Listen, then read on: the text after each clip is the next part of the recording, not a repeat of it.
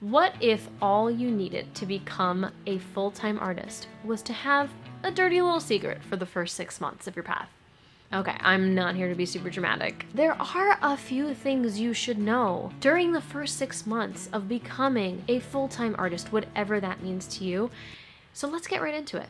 For those of you who wanted to be an artist your whole life, this has been your whole life. This could be the first 6 months after you've graduated college, your first 6 months after quitting a full-time job and being like, I'm going in on this full-time. The first 6 months starting today after watching this video and saying, I'm starting today. The first thing that we're really gonna lean in on is experimentation. You are an alchemist. You are casting spells as an artist. I know it sounds crazy, but if you really think of your art as something spiritual to you, then you should know that your art is your alchemy. You are a scientist in a lab. And the first thing that scientists... Do I feel like I'm lit? I feel like I'm feeling lit. Do I? The first thing that scientists do is experiment. They're experimenting, constantly testing hypotheses and experimenting with different ingredients, trying one thing isn't working, they're trying another thing. And this is exactly what we should be doing as alchemists ourselves. Instead of solutions and potions, we are creating energy in the form of art that's going into the world. So because of this, we really need to lean in on experimentation. Now, what does that mean? That means not to get so dang caught up in trying to narrow down exactly what you're going to be doing or how you're going to be doing it just yet. Now, you might be like me where you have maybe always wanted to be a performer or always wanted to be an artist or a painter, or you always had a very specific vision of exactly what you wanted to do, but you might not know how you want to do it or using what platform. So I'll just use me as an example. Always wanted to be a performer. I went to college for theater. I went to acting school at the Esper Studio in New York City. I took voice lessons since I was 13, but there's a lot of different ways that I could do this. I could go the route of living in New York City, auditioning. I could go the route of living in LA and auditioning. I could go to Nashville as a musician, go to Austin, or I could do what I'm doing now and live in a smaller city, but use my digital marketing experience to build up my community through platforms like this, like YouTube. There's a bunch of different ways that you can actually pursue what you want to be doing. And I think it's only fair to yourself to actually give yourself permission to experiment. You're not really gonna know how you're gonna do this. All you need to know is the what and the why. The what for me was I want to perform full time. I literally want to wake up and just create and perform and collaborate with other musicians, write music, plan for performances, work with amazing artists, creative people. My why is because I truly feel like I was put on this earth to share stories and make others feel like they're not alone. And I do that through my music. I do that through my performing. I do that through this, hopefully. So I would ask you, what is your what and what is your why? Take away all of the practicalities of it. What do you want to do? I have a friend, I was talking to her a few months ago, and she was talking to me about some idea she had about like becoming an accountant or something. And I was like, why do you want to do that? And she's like, because someone told me that it makes money. And I said, but no, take away all of the practicalities. What do you actually want to be doing? I like working with content creators. Oh, okay. Let's narrow that down more. What do you like about that? What position would you like to do? Would you want to script the videos? So I'm like extracting all of this information about it, taking away the practicalities. Now stay with me here because this is getting back into experimentation, I promise. But when you take away all the practicalities and you narrow it down to this is what I want to do, this is why I want to do it. Now the what is how you experiment. I'm working 9 to 5 and then I'm doing my art after and I'm saving up this money. Try that for a little bit. Try applying for some freelance roles. See if you like that. See if you like this idea of building your own business, but then learning from the clients that you work with and then applying that to your own business. If you feel like you'd rather work in person and you feel like you still get energy to do your art, try that. If you want to start a social media surrounding all of the artwork that you draw, just start posting it. Don't overthink it. Don't overcomplicate it. Just experiment. Try everything. And now, this goes into my second point because when you're a kid and you're taking classes or playing with your friends and you know that your parents are watching you, there's always this knowledge in the back of your head that you're being watched. You're not gonna go too far into something, probably for good reason, right?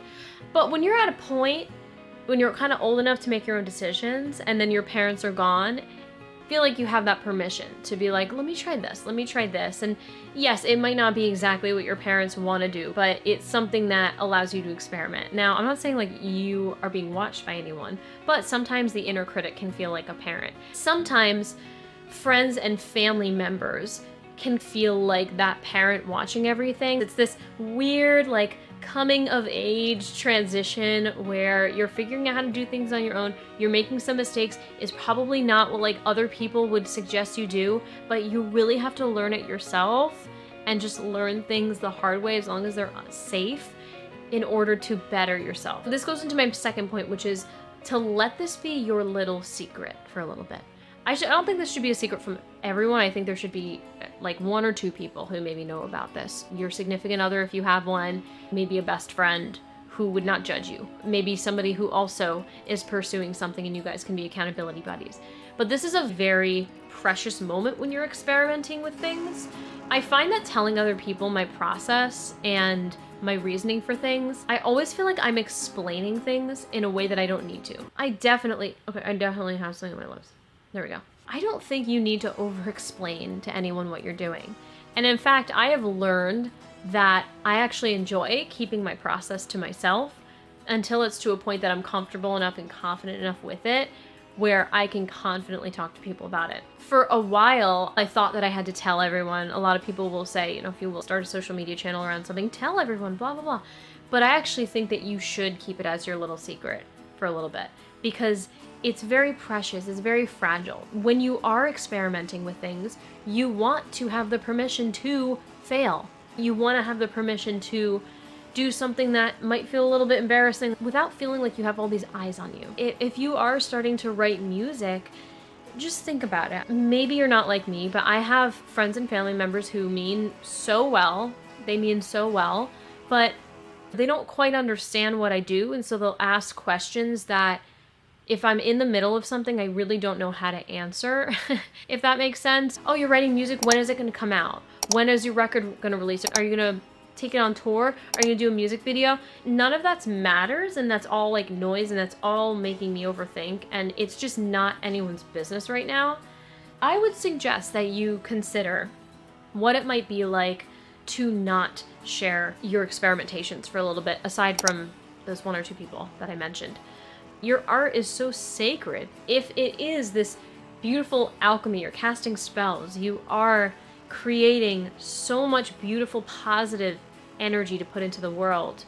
You want that birth to be really intimate and sacred and close to its creator, which is you. It is your baby. How would you treat a baby? How would you treat something that is so new, still figuring its way out? You're not going to try to over ask, like, why are you crying? Why are you doing this? You're just letting it live, and you're seeing how it experiences the world and seeing what it likes, seeing what it doesn't like, seeing how you interact with it, how it survives in this environment, if that even works, and just give yourself that space. That's really it. You're gonna talk about it when it is ready, and you're gonna be so proud of it, and I will be so proud of you, and your circle will be so proud of you. But in that beginning stage, it's new moms and people say, oh, you're never gonna get that time back. That's such a special time. It could be frustrating.